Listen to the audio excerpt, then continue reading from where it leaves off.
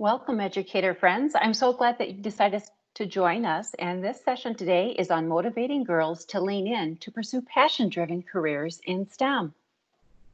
I'm going to go full screen today so that you can have more screen real estate to see all the beautiful photos that hopefully will resonate a story to share throughout our next hour, and how you too can empower more girls with techniques, brain-based research, hands-on learning experiences, and an opportunity to really show what they know to pursue a passion-driven interest in a STEM field.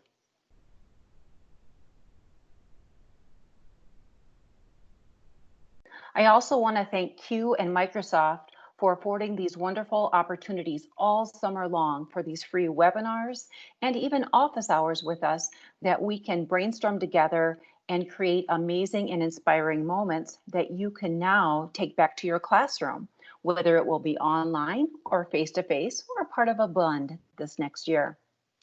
But once again, my name is Harm, and I'm so excited to be here today because this is one of my favorite topics to present on and work and build strategies with school districts worldwide.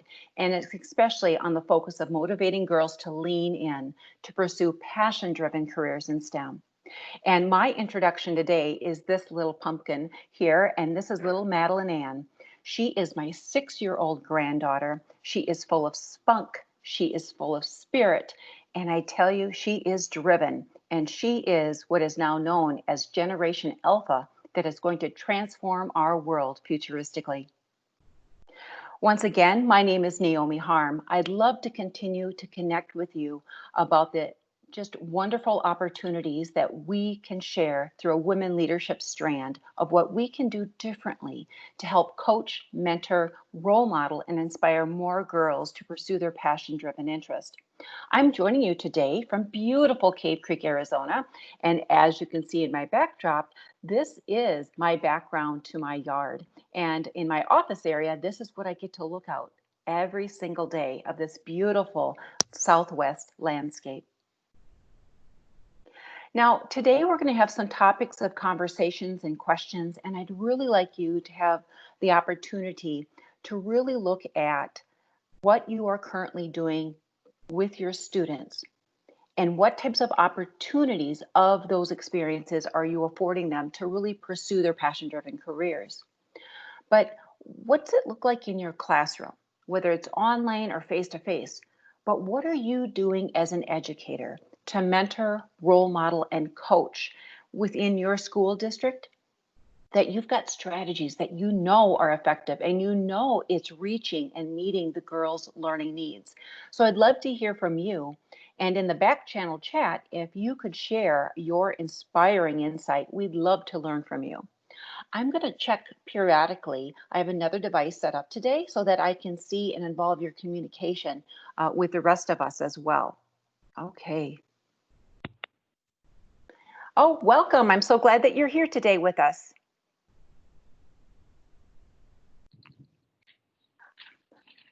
Hi, Carrie. Thank you for joining.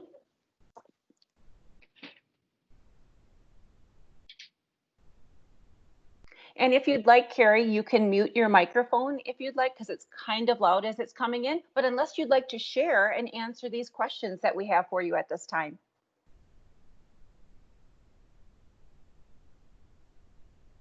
Okay.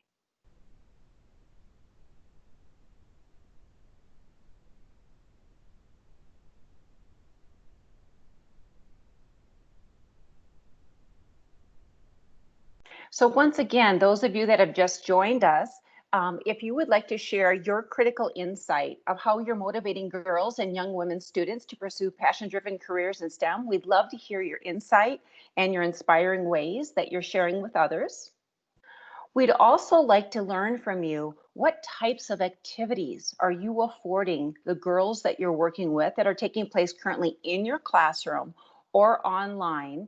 And perhaps it's even a school-wide district effort that are effective and have proven to be mean strategies.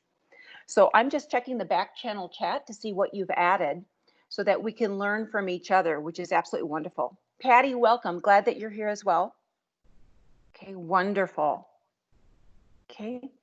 Those of you that have joined us, if you'd like, you can mute your microphone and then you can join the conversation, or if you'd like to join in per the microphone, then you could unmute and share your strategies.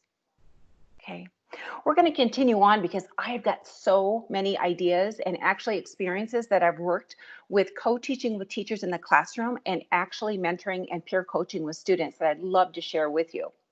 This particular picture too, as you can see, I do a lot of teaching and facilitation with K through 12 school districts nationwide. This event took place actually in Wisconsin, and it's known as their SLATE conference, which is their School Leaders Advancing Technology and Education. And we do a lot with coding, robotics, and computational thinking, and we basically provide everything hands-on. And the teachers and administrators that are part of that learning, they actually are learners in our sections and everything hands-on so that they get to look and see and feel what it's like to be a student working with all of these different types of activities. Now, some of you may ask, well, why, when, and how do girls lose interest in STEM? And there's many factors of what comes into play when this occurs. And the biggest thing is it happens normally around that age of 13, 14 years old. And that 13 and 14-year-old of age is because that's when they are just heading on to that middle school era before high school. So in the United States, we break our sections down a lot into elementary and then middle school and then high school. And I know internationally, you usually break them down into primary and then also at the secondary level. So just prior to that secondary level is when we're seeing a huge decrease of motivation and interest in STEM with girls. And I'll share with you why the research has proven this. Now, this research report is coming from Microsoft with all kinds of entities, from university feedback, from K through 12 studies, and also with corporations that are working with women leaders in STEM careers. And what we have discovered, which is just phenomenal, is that there are many negative stereotypes about our intellectual ability of us as women leaders, that for some reason, there's these stereotypes that our big, beautiful brains aren't at the same intellect level as boys or men. So that is a stereotype. Again, lack of female women role models, mentors, and coaches. And girls are not seeing themselves kind of in the shoes of others, or can perceive themselves of having a different ethnic background, and they're not seeing a role model of the same ethnic background. We also know that limited STEM experiences and limited hands-on learning opportunities is not allowing our students to build that lifelong learning competence. And because of that lack of resources and materials, girls lose interest because it doesn't make sense to them when they can't have hands-on designing and building time. So we've got to find a better way to afford them hands-on learning experiences. What we're also seeing too is that more students do not see how STEM fits into their personal and professional lives. A lot of our girls love to create and make and want to see how things work, and they're very organized and detailed. And when they see someone like as a STEM programmer or a computer science with a major, they think, well, you're just sitting behind a computer and typing and doing all this code. Oh, it's so much more than that. So we have to afford these girls these opportunities of what they can become and the potential of what these future jobs look like for them. So here's another really wonderful Microsoft study, and it's called Action Research. And this call to action research is why I personally like it, is because it affords us the just-in-time research studies. It also affords us many opportunities for girls to even teach with computer science embedded with Minecraft, because a lot of our girls like to build and create amazing places and like worldwide tours. And what a better way than within Minecraft EDU with our girls. We've got a collection of all kinds of hands-on learning experiences to really generate that excitement. But what does it take for us as teachers to be better role models and guides and mentors to these girls? And then at the same time, there's all kinds of toolkits. So this is just one type of toolkit, and I'm going to give you all kinds of more free resources that you can start your own girls' student coding club. So here's some pictures of my little granddaughter. She is 6 years old. Her name is Madeline Ann. As you can see from very little on, we had her engaged in all kinds of experiences. She loved to make paper hats for her dollies. Here's a weekend that she spent with me too, and we made homemade banana bread. And of course, I let her lick the batter. Of course, that final creation of banana bread went home to her mom and dad when I brought her back. But she needs many different types of sensory experiences to engage in her world so she can find her purpose of what she likes, what she doesn't like, and what she wants to pursue. She's really much an outdoors girl. She loves to be outside. They do a lot of crafts with their family to actually nurture the nature and surrounding environment. She likes to do a lot of beading. She likes to create and make things. So down here we have, which is called a cootie catcher, and those are called also like a fortune teller. They're made out of paper, a folding technique that she can choose colors on the outside, and then there's a design challenge in the inside of her to create and make something. That's a great activity to work with your girl students too, to have them make their own fortune teller and challenge their peers to create and make. Some other things, we as grandparents to Maddie Ann, she lives in Wisconsin, we live in Arizona, we can't get enough of each other. So we connect many times throughout the week through video conferencing, but we did invest in her as well to afford her opportunities, especially during this remote learning time. So we purchased, which is called a Kiwi Crate. A Kiwi Crate is a monthly subscription that we purchased for her, and that she gets to have hands-on learning experiences that are sent to her each month. So earlier in the spring, the health and body system was sent to her. And what a perfect tie-in, especially to COVID-19 and the pandemic, how your body works and how it's affected when you come in contact, if you're infected or have a disease, and how it works.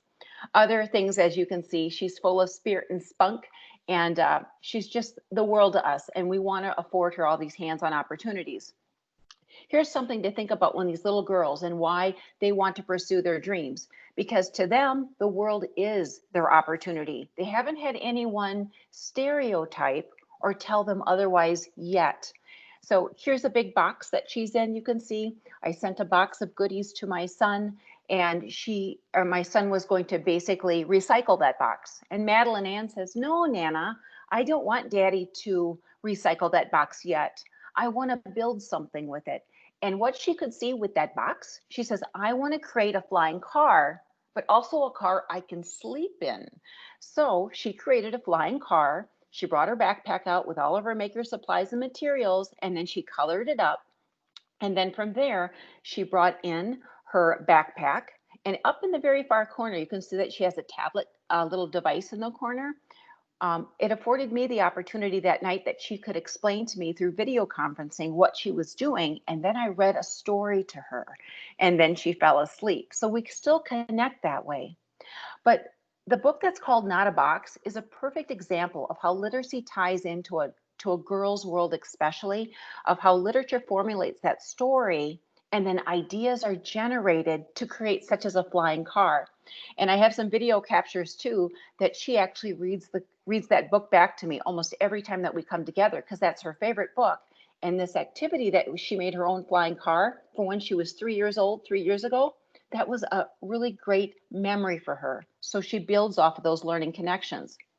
Some other things now that she's 6 years old, when I came home at the holidays this past December with her, we created her own YouTube channel, and it's called Madeline Ann's Makerspace. Now we have this YouTube channel up, but it's in a private setting because she's only 6 years old. But between her and her parents and myself, we make sure that we let people follow that are of educators and are ethical and responsible people, because we don't want anything to happen online. So we're very, very much monitoring the situation. But what she does is we started this YouTube channel, and she wanted to do everything about making slime, of course. So she loves the hands-on. She loves the different recipes that she can mix and match to create different types of slime products. So we're going to continue on with this this summer now, which is wonderful, because we got to start this in the spring, and now we're going to be doing it in the summer. But a great way to share her voice and intellect. Now, why I'm sharing that is because these particular children of this generation Alpha, which are our kids that are 9 years old and still being born, is that they see themselves through mentorship eyes, through other children that are famous YouTubers, like Natasha here. She is the highest paid YouTube star right now. And it's amazing how these kids are sharing their intellectual knowledge, their creation of making, building, and creating future ready solutions for our world. And every student and every child wants to be part of this YouTube star generation so they can contribute to a greater world of good. Now, here are some other ones if you haven't known. 8-year-old little Ryan, he alone made $35.2 million last year. And this is a little boy that actually does reviews of toys. And this little boy inspired our little Maddie Ann, our granddaughter, to create her own YouTube channel because he was doing a review of toys and kids love to listen to their peers. Also, 5-year-old Anastasia, she dresses up in costumes and does literature, she does puppetry, she does poetry, she does storytelling. The little girls see themselves as these princesses, but at the same time are creators and makers of their new world. So these children are YouTube influencers, and our students that are our youngest children are being influenced by these little ones. So here's some other things to think about. We talked about that elementary age, but when we get to middle school, that's when we're seeing right now that there's a lack and there's a change and there's an interest sometimes with our girls. But we are seeing a very big increase right now of our girls that are very interested in computer coding, working with robotics and tangible types of items and materials because they see themselves in their world yet. They see themselves that there's a social cause that they can contribute to a better world. Just like with our pandemic, we just saw so many solutions of girls and boys sewing masks to keep everybody safe from one another, creating and generating PPE files that could be 3D printed and to help our healthcare workers to be safe. But when we go into high school, this is what we're seeing what's happening. We're seeing a less interest in STEM. And why this is happening is because there's a lot of social pressures. First of all, there's a high interest in boys, or there's interest in pressure by girls. We're also seeing that they're not seeing as many teachers that are STEM teachers that are women in some of the fields of study. They also do not see how things are interrelated or connected like they did at the elementary to middle school years. All of a sudden, we have everything that's subject specific. You go to writing over in this area for this teacher. You go to science to this teacher. You go to psychology class to this teacher. It's not a multidisciplinary approach. And the way that our big, beautiful brains work as women and our girls is they see a purpose of when things are connected together, that they see a purpose of how it relates. Also, some girls do not see themselves as being role models if they have an interest themselves in STEM. Being called a tech geek or a nerd, they don't care for. Some of them don't. Some of them live off of that and thrive off of that. But some of our kids are bullied because they're perceived as being a nerd because of their intellect. So here's the other thing to look at too. When we surveyed girls, and I survey a lot of high school girls, and where this survey is also coming from, we have the Girls in STEM Support article, as well as the Speak Up Tomorrow research survey, that girls truly say they don't get enough of hands-on experiences. They're sitting and getting too much. They're not getting to share information, teach one another, build and create, formulate new problems, and even create a prototype and test it out. They're not getting those experiences. And the number one factor is why girls drop out of STEM experiences or do not pursue a passion-driven career in STEM. They do not see themselves as being a future scientist, a future nanoscientist, or a brain surgeon, or a computer science teacher. They don't see that because they do not have enough female role models in their lives.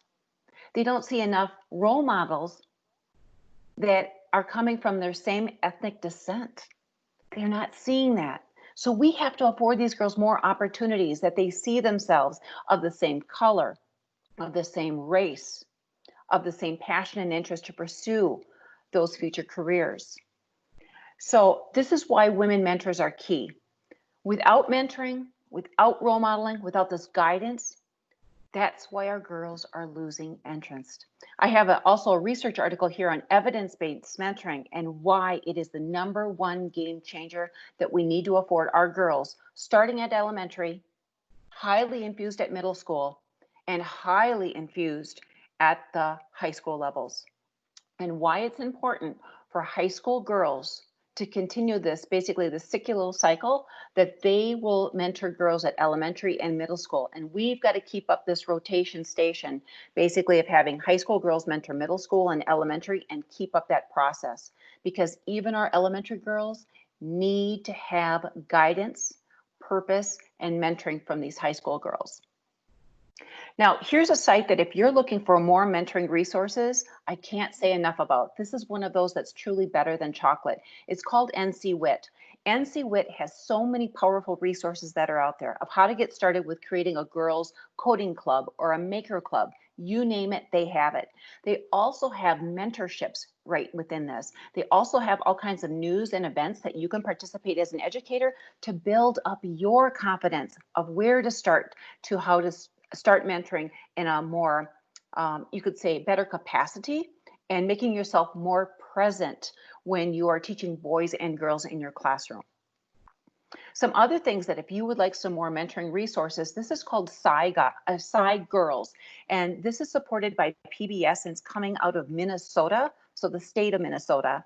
And these resources actually afford your girls role model profiles of what it looks like if you want to be an archaeologist, if you want to be basically an environmental archaeologist too, and also how about a bat biologist? Okay, that's only 3 examples, and there's hundreds of them there. What I love about it is the diversity of women from all over the world. It doesn't matter what our skin colors are. It doesn't matter what our race is. It's how our big, beautiful brains to support the diversity of all women from every single race and to celebrate them. That's what I love about this. And there's also a girl that I call her a girl. She's just graduated now, and going into this as a woman leader. She's actually a firefighter in Minnesota. There's also one as a bicycle engineer. And a bicycle engineer, who'd ever thought that her design ideas is supporting and making the framework on Trek bikes and Cannondale bikes. It blew me away that there was such a job like that. And I thought, wow, what a wonderful passion, because she's a cyclist and she used her passion to pursue her passion-driven interest to be a bicycle engineer. It's brilliant. You've got to tap into the site. Now, some other things for mentoring, and then I'm going to pull it back and ask you some more questions so you can be involved in your learning.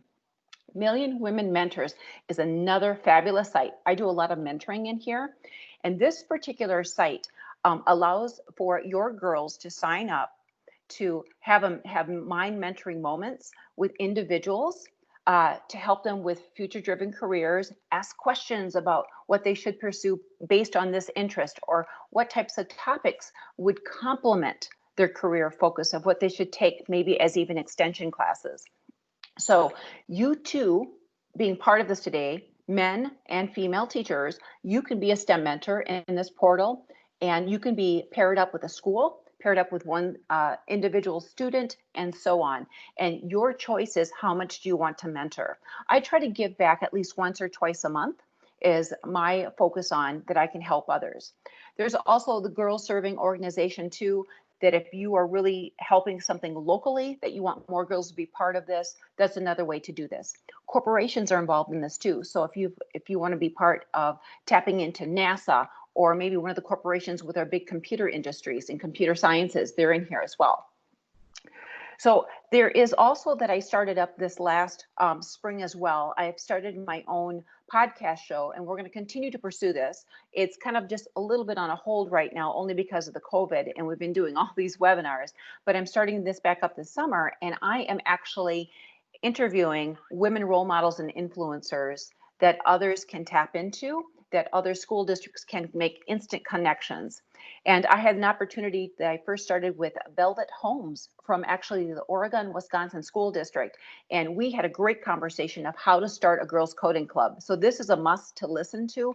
Tips, tricks, instant strategies to get you started with just small pieces, and then how you can expand outward. But overall, part of this mentorship that I wanted to give to you, it's all about leadership. Each and every one of us as an educator, whether we are a male teacher or a female teacher, it's how we model, it's how we lead, and it's how we listen to understand. And that's how helping us be better leaders in that capacity is about making others better and making them feel better as a result of our presence and making sure that the impact lasts in our absence, well beyond that we're gone. So making sure this is continuation of mentorship can continue on with our Generation Z students and Generation Alpha students.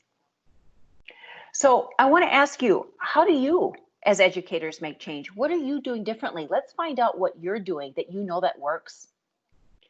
And I want to make sure that we're including our passion, because all of us went into education because we were passionate about making a difference. All of us are very much on the same page that we know that we wanted to afford better learning opportunities for each and every one of our students with every ability. But the passionate side of things is where we need to tap into to allow girls to tell their story and find out what they're truly passionate about so that we can afford them those learning experiences. So at this time, teacher friends, I'm going to pause because I've given you enough information. I want you to be part of this conversation, and I'm going to tap into the back channel chat to see what you're chatting about. But I'd like to know, what are you truly passionate about that reflects your calling beyond your workday? How do you seek out and pursue those opportunities? And do you share these new learning with others? How and why? So during this summer, which it is in the United States, what's wonderful is that a lot of you are tapping into this Q in Microsoft webinars, but some of you are picking and choosing purposely the certain types of webinars to gain new confidence and new passion-based knowledge to expand your topics of interest for your students. But some of you may be also involved in doing some other activities outside of your workday. I'd love to learn with you. So I'm going to go back to my other computer and I'm going to look in our back channel chat to see what you're sharing. Okay, wonderful. Some of you have already shared right away. It could have been from our previous conversation. Yes, code.org. What a win-win. That particular organization and online website has everything from unplugged to tech enhanced activities and to even start your own coding club too. There's so many resources. So Carrie, thank you so much for sharing. Angela, welcome. I'm so glad that you're part of our learning community today. Patty also, she's also noticed that girls of adolescence get intimidated with a lot of boys in the class. Absolutely. Because even when girls have a choice of signing up for, let's just say, an elective course, what we're finding right now is that some of those courses that are on computer science, different types of programming, different types of STEM, there's not a lot of girls. What we've known to be hold and true, that if the teacher can invite weekly in through a webinar, even 15 minutes, have a woman role model leader from a corporation, from another school district, from even your own local community to share their story about their STEM careers, you will get more girls to sign up for your class because they now can see that you're making an effort to bring in women influencers to learn from others. And sometimes it's better that we bring in those influencers because that story will resonate with a girl in a different way than what a teacher will have in her classroom every single day. Yes, absolutely. Great connection. So again, please share your evidence at this time of what's your calling beyond your workday. What are you truly passionate about? Because think about when we go back to school this fall, take that new passion that you learned, or not new, I should say, your passion that you want to strive to perfect or learn more about, and bring that into your daily conversations of stories. And let the kids know what you're passionate about. Even it could be part of something that's not even taught into the curriculum. So my passion is I love to cook. I tell you, I love the whole chemistry behind it. I love making homemade bread. Some of you know my background. I'm Czechoslovakian, and part of that, my grandmother that I worked with very closely and had a very close relationship. She's no longer with us, but she taught me how to make homemade bread, how to make homemade kolaches. And kolaches is type of a Czechoslovakian bread in which that in the center you put a dollop of goodness, whether it's raspberry filling, whether it's apricots, but it's the chemistry of how to make that bread and that connection of the yeast and the amount of salt and the sugar and how long that you knead that to make a beautiful homemade raised dough. So that's part of my heritage and that's my passion, and I continue to pursue that. Kids need to know that we are passionate about something and how it connects with their world.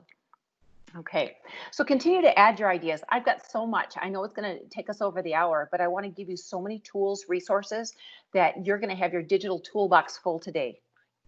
Okay, this is another opportunity like I'd like to share with you. I'm sorry, the topic for some reason didn't get included, but what this is coming from the curiositymachine.org. So curiositymachine.org. This is an online site that affords you the opportunity for computational thinking, STEM, and computer science and artificial design challenges. This really is focused for middle school and high school girls. And I tell you, it is a win-win. We have major corporations in here that have donated funding to support this initiative to provide experiences that girls can do right now at home during the COVID, and also to extend your classroom experiences. So please tap into this that if you haven't seen. So again, curiositymachine.org is going to be a win-win for you. Another one, this one's called 25 Days of Making. And this is part of a project that I was involved with this during the last holiday season in December. Aaron is a teacher from Iowa, and he is the one that set this up and brought in many of us as women leaders and men leaders with STEM, and we created design challenges. This 25 Days of Making, not only is it holiday related, but there's lots of activities that aren't holiday related. So I posted projects on day 3, 7, 21, and 23. And here's one I just want to give a highlight to. I use LED circuitry cards of introducing basic computational thinking strategies of sequencing, logic, reasoning, and then to create and make a complete circuit. And then we talk about parallel circuits. So we make beautiful cards. We also make gratitude cards. Gratitude cards are thanking your family member, a loved one, for the gift of their time, their listening ear, and the amount of quality experiences that they have afforded us. So I help students understand the connections of bringing in that social emotional learning to connect with the gratitude cards, but also the girls, when I work with them, they design and make their visual imagery that they're passionate about. So I tie in all of those elements.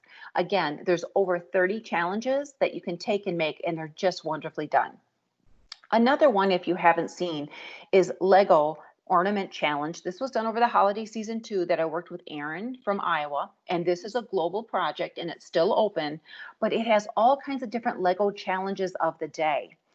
Why I'm going to really reiterate this is because what I'm passionate about is the Lego Play research. Lego Play research really showcases the differences, making learning connections with girls, that if they have more opportunities to play, more opportunities to build, more opportunities to all of these hands-on learning experiences, that is building their confidence.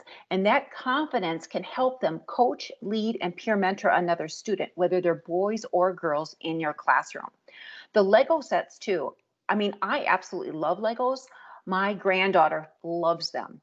And kind of the stereotype from past years is everybody said Legos were for boys. And I remember my brothers while growing up, they had the metal erector sets, and then they had Legos. We didn't get them. I used to sneak into my brother's room and I would take out his items when he wasn't around. So don't tell him if he's watching this, right?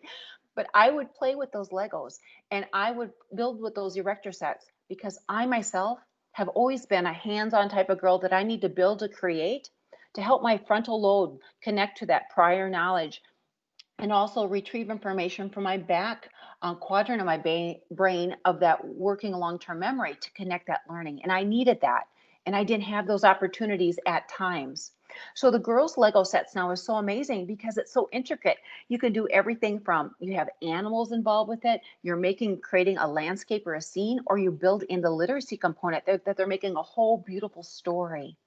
But the research is where it lies because the more that we can educate ourselves on the research and then how to build kind of like a backwards design or UDL design of our new types of learning for all students, we're going to have our kids more engaged more than ever before and meet them where they're at of how they learn best. Now, here's another link if you haven't seen this. This is from the Convergence Labs out of San Francisco. So I believe it's convergencelabs.org. And this is called the Passion to Purpose Project. I work with a lot of teachers in some of the grad courses that I teach, but basically you're taking your passion and generating it and turning it into a purpose to help our world for good or within your own community.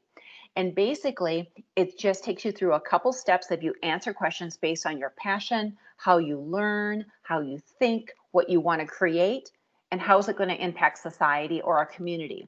And once you do that, it generates basically a STEM learning outcome of a passion.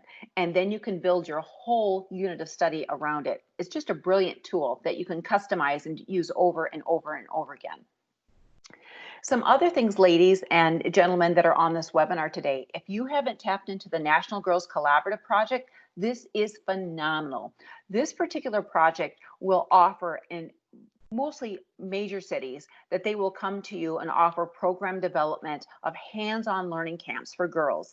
And I love it because it is so diverse and it brings all girls together of just a multitude of background racial groups together to help us understand each other, listen actively to understand their perspectives of how they learn and how they would apply to solve a problem. And that's where the win-win is. The diversity of everybody bringing their background knowledge in to create a new phenomenal project is just gives me goosebumps because it's so good.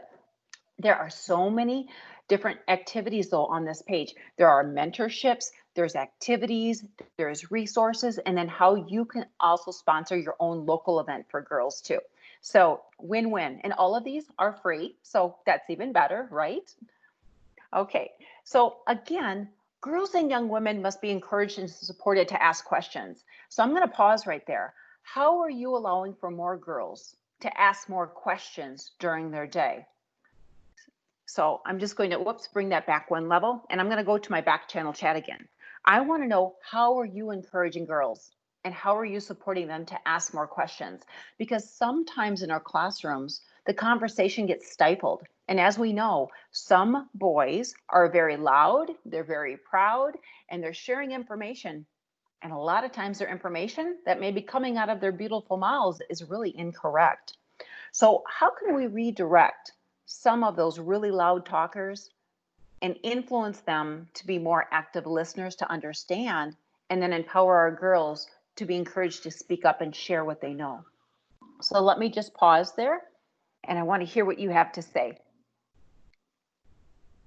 And as those are coming back in here at the same time, yes, thank you so much, Patsy, for adding those links. I greatly appreciate it for your support once again.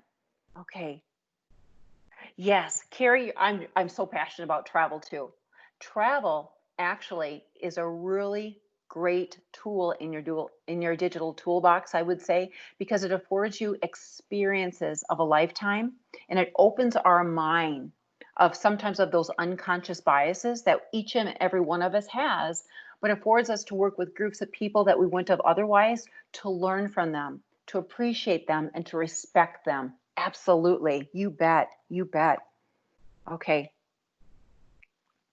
Yes. And that last one, there's opportunities of that particular program that they can set some things up at a school site, or it's set up in a large community STEM center, or you can have individuals come to you via a webinar. Yes. So many of those do. Okay. Wonderful. So you have more conversations that are coming in, and I'll let you think about that, of how you're supporting those girls with the questions that you ask. Now, some things, if you're looking for more ways to afford the opportunity to allow girls to ask more questions, this is a supportive website. It's called csforallteachers.org. So csforallteachers.org. It's a virtual community of practice where there are many teachers just like myself. I'm an ambassador in here, and I share best practices of how to get more girls involved when it comes to computer science. There are many different strategies of helping you get up to speed. So if you want to learn more about how to use Ozabots, how to use Dash and Dot, how to use Makey, how do I use Scratch? There's all kinds of tutorials, and there's activities and lessons that teachers are willing to share. And the teachers have a very active community where they're communicating and strategizing to help one another. This particular link, when it takes you out to this particular site, is going to also afford you an opportunity right to my blog, and it gives you all kinds of links to support research, literacy, and just-in-time case studies as well. Please remember, teacher friends, I'm going to give you the master link when we're all finished today, that you can have this link of this entire slide deck with all of the links built in. Now, if you haven't seen this one, this is one that I'm going to share a lot. Career Village. Career Village is an online site supported from San Francisco, California. And this is an area that you as a teacher can set up as a teacher and then bring your students in by a student profile.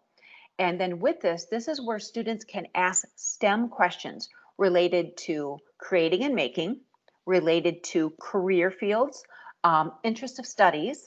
But then at the same time, it allows for individuals that are mentoring the site, like I mentor in this site, and I give back about every single morning. I have students that have asked questions that are tagged.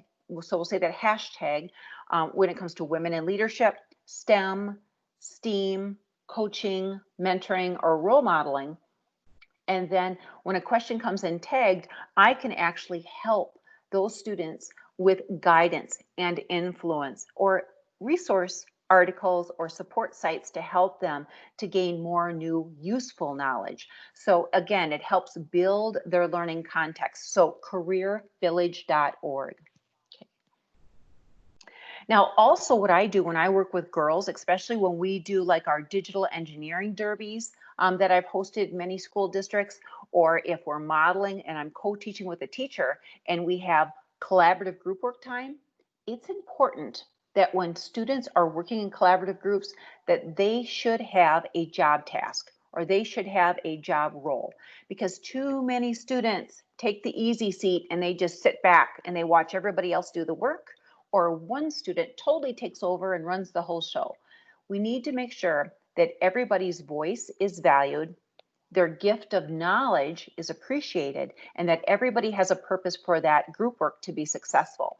So this is one as an example that when coming into a group work project, students need to know what their job role is, and it should be tied to their interest, but at the same time too, their strength of their learning. So we've got challenge captains, we've got material masters, we got rapid reporters, chief architects, and testing coordinators. Knowing how to approach a problem now that everybody has a defined role to complete a task during that project will help for more student success, student ownership, and every student pulling their weight together to complete an amazing project. So my question to you now is, what current resources or learning experiences or role modeling techniques are you currently providing to aid the conversation to mentor these girls and young women in STEM fields? So you can connect any of the ideas that I just shared, or just share with me one idea that you're currently using as a resource or in a learning experience to afford those girls more opportunities to have deeper conversations or more opportunities of hands-on learning experiences. So I'm going to pause right here. Yeah. Okay. Small groups with individual roles. Yes, absolutely. That's great. If Patty, if you're offering those opportunities, that's really important. Students need the opportunity to lead, and they should be leaders, but we have to coach and mentor them of how to be good listeners, how to ask really quality clarifying questions so that they're being understood and understanding what another person is saying and understanding the perspective from the group. Absolutely. That is a great idea. Absolutely. Okay. There's a few more responses I know still coming in. And as you're doing that, I've got some more tools for you. Like I said, this webinar today is going to be a little bit over an hour because I want to give you the world. Okay. So the biggest thing too that we need to understand, and especially in our classrooms, and this is when it comes to really looking at unconscious bias, is that women and the people around them in their workplace or school environment, we need to actively separate their gender from their role. And what that means is a lot of times individuals think that if I want to go into a STEM career of being a neurosurgeon, that means that only men or boys can pursue that. And that's very much incorrect. Or if I really want to be an avid baker, I want to open up my own bake shop and I want to cook and I want to do all of this, a lot of times the stereotype comes that only women can pursue that career. So we need to make sure that we need to take that gender and we need to separate that from the role, because men and women can do anything they set out their hearts to be. And those roles that were stereotyped in the past are no longer existent. We need to make sure that if a woman wants to pursue to be a computer science engineer, she has the right to do that. And if a man wants to pursue to open up their local pet shop and take care of animals, that he has the right to do that. Or if he wants to be a ballet dancer and to be on, I'm trying to think of the circuit that is over in Europe, that he may be able to just to pursue that and be the best ballet dancer that there is in the world. Because we just have to break down those stereotypes, and we have to afford our girls more opportunities so they see themselves in these roles and what the change that they can make.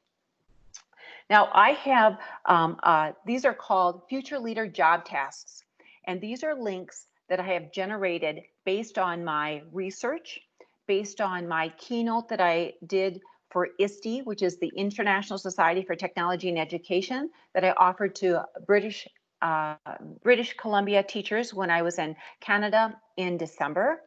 And these are future sites of our Generation Alpha students. Some of these even have started to exist now. I've got 27 cards, and they are called little cards. And then I also have at the end of these cards what each one means and what it looks like. Because even look up in the top right, it's called a rewilder influencer. You're probably thinking, what does that mean? Well, a rewilder influencer looks at our whole globe, our climate situation, and what can students do to basically rewild, reproduce, regenerate our small communities, our neighborhoods, our work environments. What does transportation look like in 20 years? So rewilder means what type of influence can they project to recreate our environment supported that will be green and sustainable for years to come? Or how about a chief experience officer? Ooh, that's a CEO. But a chief experience officer affords the opportunities for people in the work environment to making sure that they're enjoying their work, that the experience from every end user of a product they make it's an experience that's going to make a resounding, critical impact on how somebody learns, how they think, and how they can produce a new product. Or how about, let's see, look at all these different ones. A telesurgeon. We've seen this happen during the pandemic. We see a lot of telesurgeons, meaning that now surgery is taking place even online from a different location, coming in through a new hospital, and procedures are taking place through robotics. It's incredible, right? How about the walker talker? Walker talkers are actually part of a life coach, but also a brainstorming strategy to help build, think, and curate information differently to design new products and new solutions. So I have all these cards to think differently, and no one of these will ever be stereotyped, meaning that any man, any female can be any one of these influencers to change our world for good. Here's a couple more tools I want to share with you, and we'll quickly get through this because I know our time is coming close to an end. But I wanted to share with you, if you haven't had the opportunity to work with robotics, especially Dash, Dot, and Q, because they have this emotional AI built into them, that they have this humanistic touch and feel that they communicate with you. But I love the backbone of it because you can not only do block-based coding with Dash and Dot, but with Q, the robot, the next level up really impacts our girls and boys at the middle school and high school level, that you can do simulated JavaScript programming within the particular app. So it's just absolutely wonderful. This is what Q looks like if you haven't seen Q before. I provided an opportunity when I was in Hawaii that we did the coding Diva robot Q. And as you can see, these particular colors are Q are onyx and quartz. And because of that, we are very sensitive to color exactly, but onyx and quartz. And this emotive AI that's built into this is that this robot really interacts with you with the sensors, with the light mechanisms, but how you talk to the robot. So if you haven't seen this, you have to tap into this too. And this is Q. Now, some other things, if you haven't tapped into, this is one of my favorite tools that I use with all girls of every single age, and it's called a Makey Makey. Makey Makey is a small circuitry board that can interface and work with the programming language of Scratch.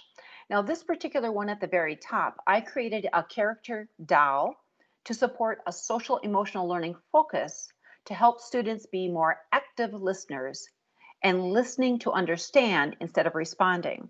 So we use the Makey Makey board in cooperation with Scratch, because within Scratch, you can record your own voice. And with that, those sound bites that get recorded, then I created little dolls. So the one in the middle, that's John Kripko from the Q organization. And what I did for him is I took a picture off the internet with his permission, and I energized him up in a little barbecue bib, and a bib meaning is the type of clothing that he's wearing, and it looks like an actual apron. And John is really well known for his amazing barbecue. And because of that, I wanted to create a John Kripko talking doll to influence at our California Q conference this last year. So what I did is I hooked up my Makey Makey, I created the code, recorded the voice, and also put my voice through a voice changer program to sound like his voice. So I brought the decimal down so I could talk like a man. And then what I did there is on his trigger buttons, you can see right on his bib what he has. Those are called brass fasteners. So when every time I triggered it by touching the brass fastener, it actually triggered the program to say a common saying that John would be known for. So I got to best represent him and his best self. The other thing, like these little dolls that we made, talking dolls, they're made out of a popsicle stick. And then they had fabric. But you see the pipe cleaner ends? Those actually have metal on, right? So that metal can work, that I can connect to our Makey Makey alligator clips running the program. Now we had girls create a whole animated fairy tale story. And what I loved about this is that the girls could design and create their best selves, represent their ethnical race, and also that when we recorded them, all the different beautiful accents that they could record their voice in. So using everyday common objects, and as long as you have kind of the metal ends to create that complete circuit, what's going to happen is that you will create a beautiful coding program to tell a story. Now, there's all other things that you could do with this too. Remember, we're talking about connectivity and conductors. So Makey Makey can work with Play-Doh, and Makey Makey can work with some everyday objects. Did you know that a leaf can work as a very good conductor?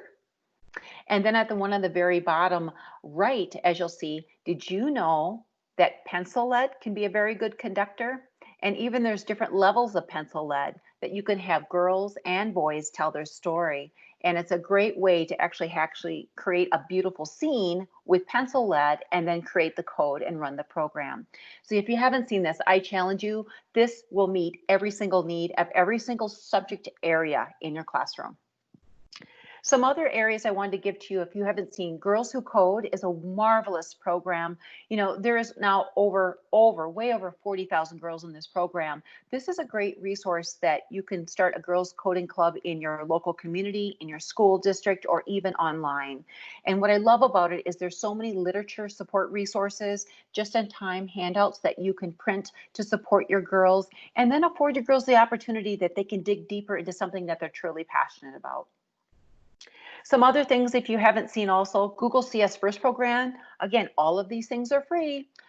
This particular program affords the opportunity as a multidisciplinary approach to coding. And it's based on a theme, what girls love. There's storytelling, there's friends, fashion and design, art, there's social media, there's sports, music and sound, game design, and animation.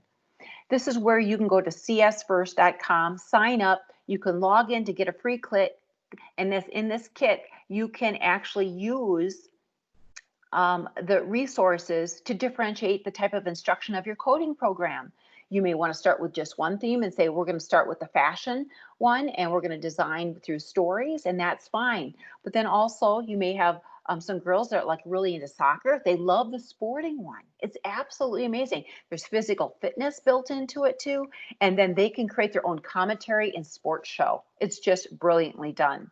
So tap into this as well. This is called Google CS First. So again, to think and to pause as a reflection break, we must really acknowledge the persistence of stereotypes, and we have to overcome them. And it's up to us as teachers to do the modeling for this. And the more that we model, the more that we influence, and the more that we will not tolerate incorrect stereotypes in our classroom, the more that you're going to break those barriers down for all students. And also that awareness of the unconscious bias and how to help you as a teacher to say, you know what, I'm learning with you. Let's continue on and let's move forward of what we can do to provide the best teaching and learning environment for each and every one of you as students. Here's something to think about. I was introduced to this particular toolkit when I was in Canada about 2 years ago. BrainSpaceMagazine.com is a beautiful online resource. And I know I had a teacher friend on earlier, Carrie, you had mentioned about augmented reality and VR. They also have a brain-based magazine that's all based that you can do it online or physically get the tangible magazine, and every one of the pages comes to life through augmented reality. It is brilliant that you'll use the app and you hover it over the page and then the 3D reality comes out. It's brilliantly done. But they have this program too that's called the Entrepreneurial Thinking Toolkit. This toolkit is phenomenal. It actually sets your students up being very successful, that if they want to start their own business. And did you know that according to the National Speak Up Survey from tomorrow.org, that 82% of our students have mentioned that they want to be an entrepreneur. They want to start their own business. That's a lot of kids when you think about it. So we should afford them the opportunity of what it takes. What's the structure? How to manage? How to set this up? What is your brand? How do I market my brand? What's my social marketing strategy? And then what is my product going to be that's going to influence and make our world a better place? So this is another great one. This toolkit is really for upper elementary through all the way through high school. So it's got a great span of activities. It's in Canada dollars, which is about 100, which is equivalent to us in the United States of about $85. And it's enough for 30 students. Some more influential visuals that you can prepare for your students. This is a great opportunity for digital magazine subscriptions or online. And what I like about some more magazines is that it's really leveled up. You can influence your littles for ages grade 3 through 7 and then age group 8 through 12. They have all kinds of online free resources. You can subscribe to the digital magazine or you can purchase the digital magazine. So again, there's free and then low cost and then a different type of cost for a subscription.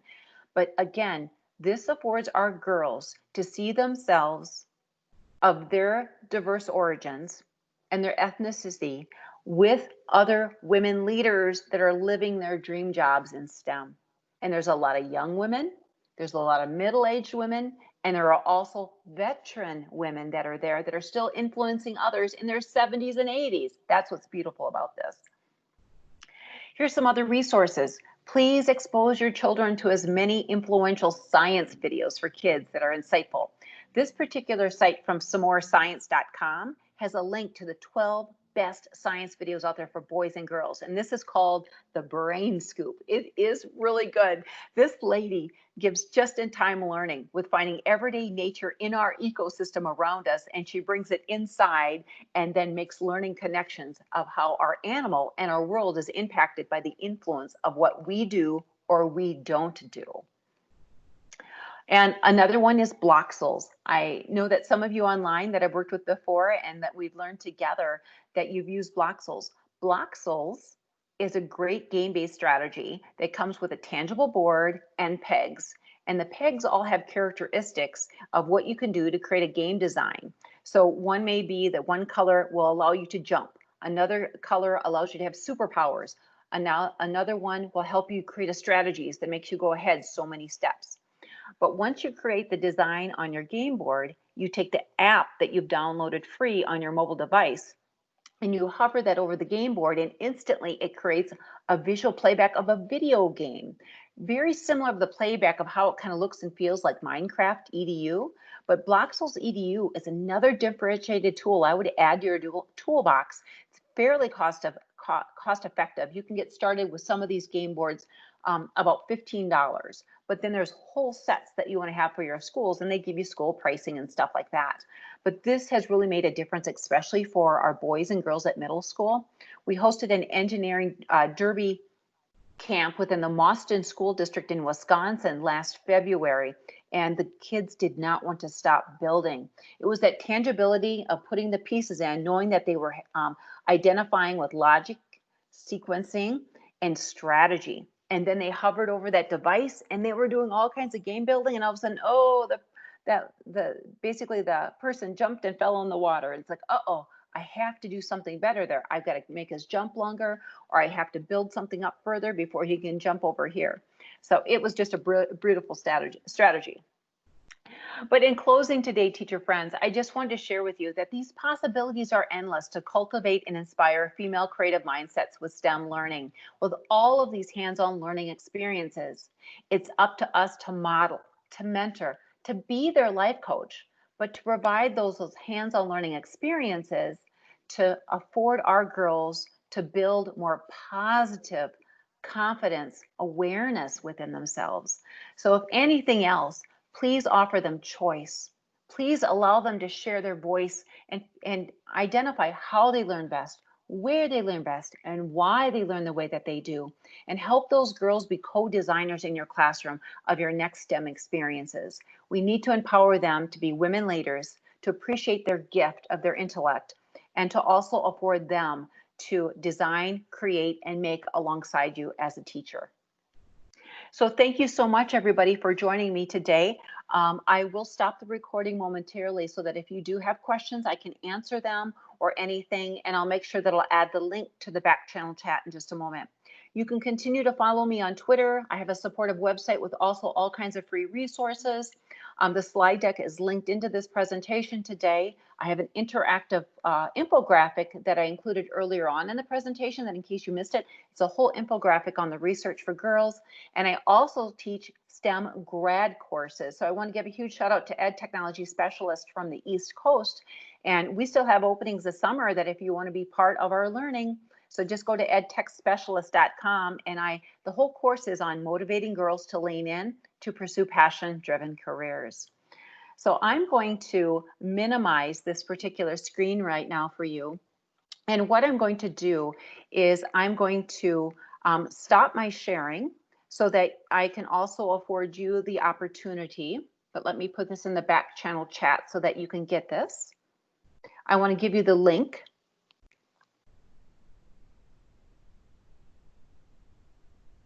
Okay, here's the link to all of the resources that I have for you, teacher friends. And Patty says that you loved it. Oh, you do junior achievement? Absolutely. Do you know what, Patty? I have a lot of teachers that have junior achievement, and they use a lot of things that I've shared that will extend what you already do for them. That is wonderful. Yes, the kit on the Entrepreneurial Toolkit is produced in Canada. And when it's produced in Canada, it's still in English, but you can order it online through the site that I gave you. And what's wonderful about that, it arrives usually within about 7 to 10 days. It is just absolutely phenomenal. Canada, and our Canadian teachers that I work with are so ahead of the curve when it comes to STEM. I have learned so much from them, and that toolkit is phenomenal, absolutely phenomenal. I'm going to go back through any of your questions that you have at time in case I missed anything, because I want to make sure that I did not miss out on anything from each of you today.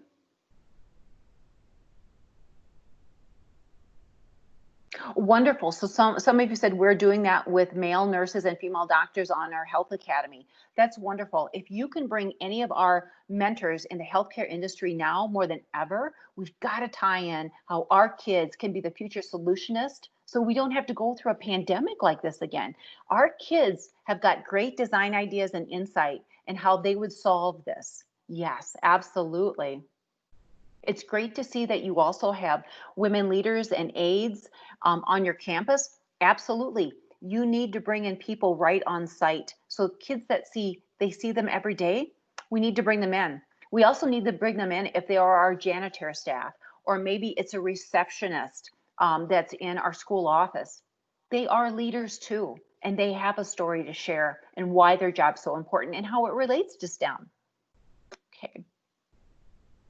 Okay, I'm just going to see if there's anything else from anyone. Okay.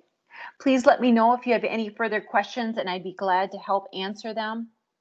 And I did tie in all the links are in that presentation so that you should gain all of that critical insight.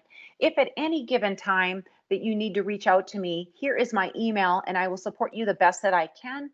I'm pretty responsive, usually within 24 to 48 hours.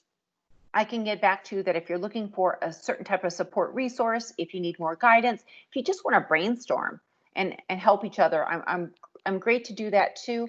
If there's something I don't know, I will put you in communication with another great teacher leadership friend, and he or she can help you with what you're looking for. Okay, marvelous. Okay, well, thank you so much, teacher friends, for joining today. It's been a pleasure. It has been an honor, and I feel privileged today to have learned from all of you with your critical insight. So thanks for teaching me. I appreciate that as well. My motto is together we are better. There's no way that we can know it all, but bringing the gift of our intellect together from every single race, every single nationality can only build our confidence as women leaders. And we have to be more collaborative and to help each other. And that's my mission in life, because we know that we can make a substantial impact with our students, because they are going to be our futurists to make our world a better and safer place. Thank you so much, everyone. Greetings to all of you. It's the weekend. Make sure that you give back to your family. Take a break from the tech and put your family first. Okay, have a good one, everyone.